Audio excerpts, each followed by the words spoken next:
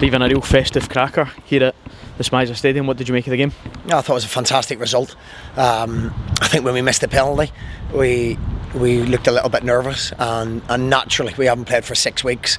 They've got a little bit of momentum in terms of games, and we did look a little bit jaded in the last 20 minutes, but credit to the players. I thought for 60 minutes we were very good. We were a little bit too deep in the press in the first 10 minutes. They score a wonderful goal, but it shows the character of this group of boys. They never give up. They run themselves into the ground, and we had numerous chances. We get a penalty from a really good press from Jonah, and all 3 penalties. Credit to the 2 centre forwards, because they're making runs into them areas constantly. Hard work, and we give the referee decisions to make, and he got all 3 of them correct. You talk about the 2 centre forwards. There a real shift for the 2 of them today. Yeah, and it's tough because Jonah hasn't trained very much either.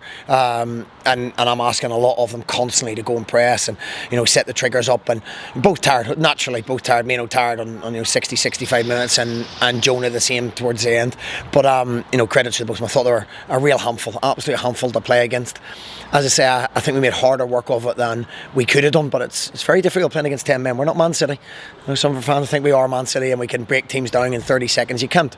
And we showed the patience. We went 2-1 up.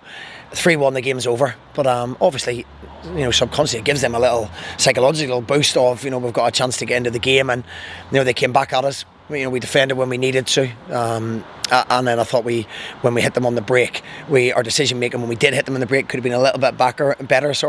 But that comes with getting tired of, after being out for 6 weeks and not having competitive football. But overall, delighted with the win, delighted with the result. You got to remember who we're playing against. A team that's invested a lot of money into their squad, a heck of a lot of money. And to stand up and win that game, it should have been a lot more comfortable. And there's things we can manage better than what we done in terms of when we went 2-1 up.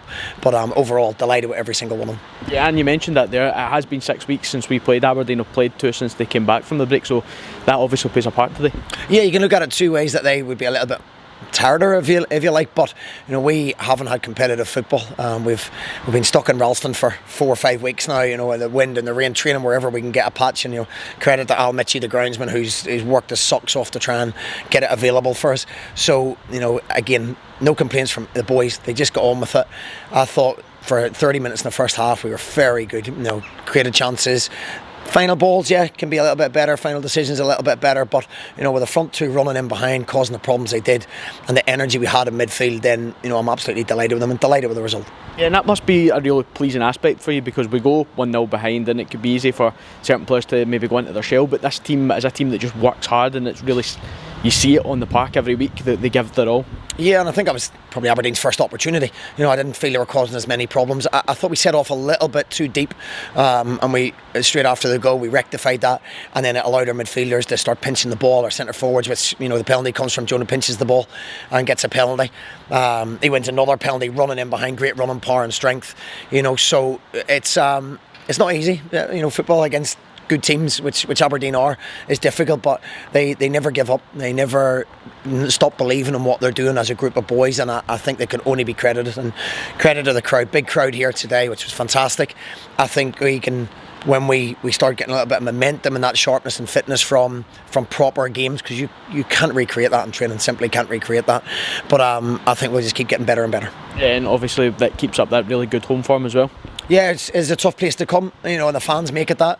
You can see the pacing at the end, and listen, you can feel the stadium getting a little bit nervous as well, naturally, when, it's difficult, even, as I say, against 10 men, to get it out at times. We kept our strikers on the pitch, but we just didn't keep the ball as well as we could have.